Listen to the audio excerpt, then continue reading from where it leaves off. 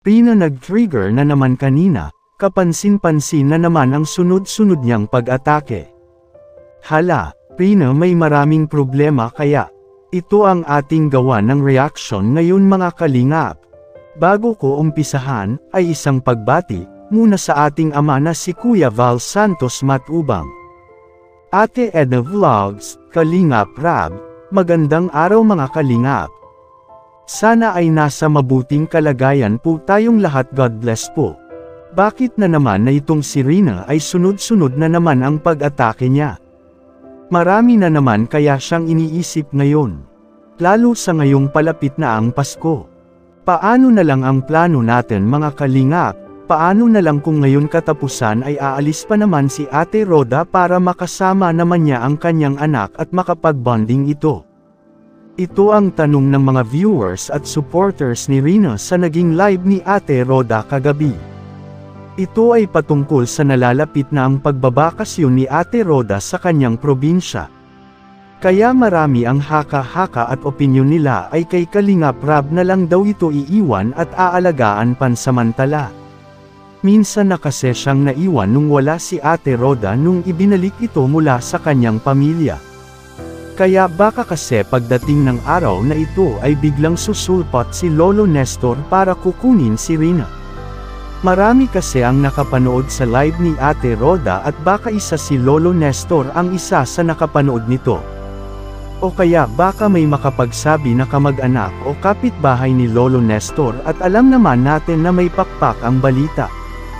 Kaya naman at malaki talaga ang magiging problema nito kung iiwan na naman ulit si Rina sa kung sino ang mag-aalaga sa kanya.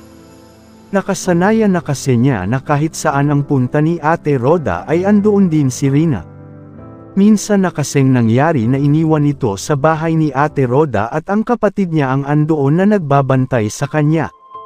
At dahil dito ay nag-aalala si Rina noon at dahil dito ay dumating sa punto na nag-trigger ito. Kaya ang nangyari ay tumawag agad yung kapatid ni Ate Roda sa kanya at sa tulong ng video call ay nahinto agad ang pag-trigger ni Rina. At dito wala na itong naging problema, at pinapaliwanag ito ng maayos ni Ate Roda na saglit lang siyang mawala. Kaya naman ay isa po talaga itong problema ngayon sa Kalingap.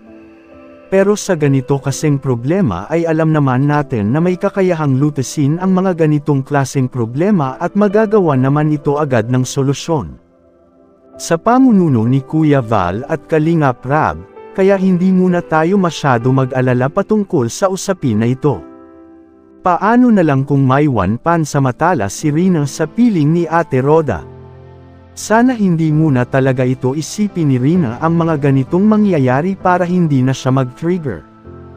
Kayo mga kalingap, sana magbigay kayo ng inyong komento, reaction at suhestyon, para malaman namin ang inyong saloobin at damdamin. Para may parating natin sa Kalingap team at magawa ng aksyon ang ganitong sitwasyon, at para mapagdesisyonan ang naturang revelasyon, at masagot ang inyong mga tanong, at mabigyan agad ng agarang solusyon. Bago ko po tapusin ay isang mapagpalang araw mga kalingap, lalo na sa ating ama na si Kuya Val Santos Matubang, Ate Edna Vlogs, Kalingap Rab. Maraming salamat po.